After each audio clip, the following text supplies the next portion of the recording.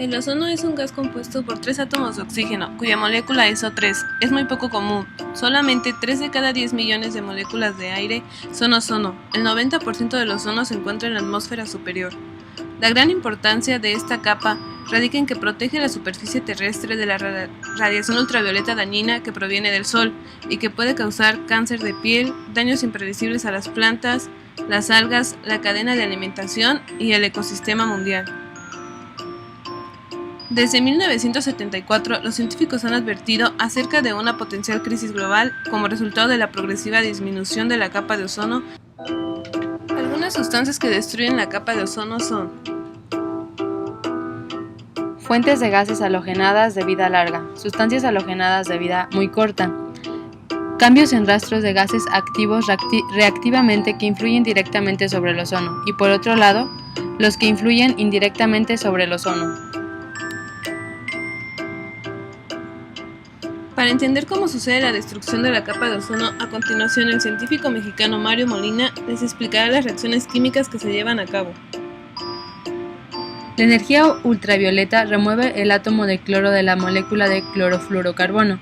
El radical cloro rompe el enlace de la molécula de ozono. Posteriormente, el oxígeno se libera a la atmósfera formando monóxido de cloro y oxígeno diatómico. El átomo de oxígeno en la atmósfera rompe el enlace de la molécula de monóxido de carbono. Se produce oxígeno diatómico y un radical cloro libre, dando comienzo nuevamente al ciclo. Las reacciones catalíticas de la destrucción del ozono son las siguientes. A continuación, para hablarnos sobre los actores involucrados en este problema, está con nosotros un miembro de la Organización de las Naciones Unidas. Todos contribuimos al deterioro de la capa de ozono, tanto consumidores, detractores, fabricantes, productores, agencias de control de sustancias, organizaciones gubernamentales, por ejemplo, los productores en masa de artículos como pesticidas, aerosoles, etc., que se enfocan en la competencia de mercado, invierten menos dinero para la fabricación de artículos no ecológicos. Por lo tanto, los productos son más baratos en el mercado, haciendo competencia a los productos ecológicos que son de precio mucho más elevado. Uso excesivo de productos que contienen CFC debido a la mala información que se tiene sobre el daño de la capa de ozono. ¿Cuáles son las consecuencias generales? 2, 3. Disminución del grosor de la capa de ozono, permitiendo la entrada de los rayos ultravioletas más ofensivos, afectando la producción de clorofila y la destrucción de fitoplancton. En el hombre ocasiona un aumento en el cáncer de piel, alteraciones de la visión desde cataratas, llegando incluso a la ceguera, acciones para evitar la destrucción de la capa de ozono. Evitar la compra y uso de productos con elementos químicos que contribuyan a la destrucción de la capa de ozono. Módulos de información sobre el tema de esta problemática ambiental. Eliminación de la diferencia de precio entre los productos ecológicos y no ecológicos. Control y monitoreo de las importaciones y exportaciones de las sustancias que agotan la capa de ozono. Pero, ¿existen convenios internacionales para proteger la capa de ozono? Por supuesto que existen. En marzo de 1985 se llevó a cabo el Convenio de Viena para la protección de la capa de ozono. En él se propuso negociar protocolos con medidas específicas. Por ello, en 1989 entró en vigor el Protocolo de Montreal, en el cual es el fundamento jurídico mundial para salvaguardar la capa de ozono mediante controles sobre la producción, el consumo y el uso de sustancias peligrosas. ¿Y realmente ha funcionado? Sobre ello habla el mismo Mario Molina. Vean. Pero entonces lo que hizo, hubo una respuesta de todo el mundo a través de las Naciones Unidas. Se formuló un acuerdo internacional que se llama el Protocolo de Montreal. Y a raíz de ese protocolo hubo incentivos para que la industria, la sociedad desarrollara otros compuestos que no son dañinos a la capa de ozono para que pudiéramos seguir pues teniendo ese alto nivel de vida con refrigeración y hasta con latas de aerosol. Entonces las latas de aerosol ya no usan estos compuestos, por eso pues siguen en todo el mundo.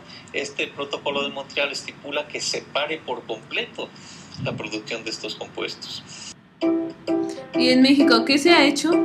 En México se ha eliminado 90% del uso de los CFC en el tiempo comprometido en el Protocolo de Montreal con recursos del Programa de las Naciones Unidas para el Desarrollo con una inversión de $17 millones. En México se han emitido normas oficiales y se tiene previsto trabajar en el sector de aviones y se espera iniciar colaboraciones con Pemex y la CFE. ¿Qué productos son dañinos para la capa de ozono? Entre ellos encontramos vasos de poliestileno, contenedores de aerosol, extinguidores, aires acondicionado de autos, quitagrasa, refrigeradores, muebles, equipos de aire acondicionado y computadoras. Con todo lo dicho anteriormente, ¿cuáles son algunas medidas que pueden realizar para conservar la capa de ozono? Dar mantenimiento de aires acondicionados. Comprar refrigeradores y aire acondicionado libre de CFE. Evitar el uso de extintores que contengan halones. Denunciar el uso de bromuro de metilo como fertilizante. Y además, los grupos funcionales destructores de la capa de ozono son los halogenuros de alquilo. Los halogenuros de alquilo tienen configuración geométrica tetraédrica con ángulos de enlace de 109 grados. Son derivados hidrocarbonados en los que uno o más enlaces carbono-hidrógeno han sido sustituidos por enlaces carbono-halógeno. Los átomos de halógeno son muy electronegativos que los átomos de carbono, por lo tanto el enlace carbono-halógeno es polar. Por ser compuestos de baja polaridad, las fuerzas que mantienen unidas sus moléculas son las fuerzas de Van der Waals o atracciones dipolares débiles. Algunas de estas sustancias son utilizadas por la industria química como solventes. el potencial de agotamiento del ozono es la habilidad que tienen estas sustancias químicas para agotar la capa de ozono. El potencial de calentamiento global es el modo en que se compara con respecto al CO2 el efecto de los distintos gases de efecto invernadero en la atmósfera. Y en conclusión, es gracias a la química que nos hemos dado cuenta del problema que se ha causado o que le hemos causado a la capa de ozono. También es gracias a ella que se han encontrado soluciones para poder detener y acabar con el problema.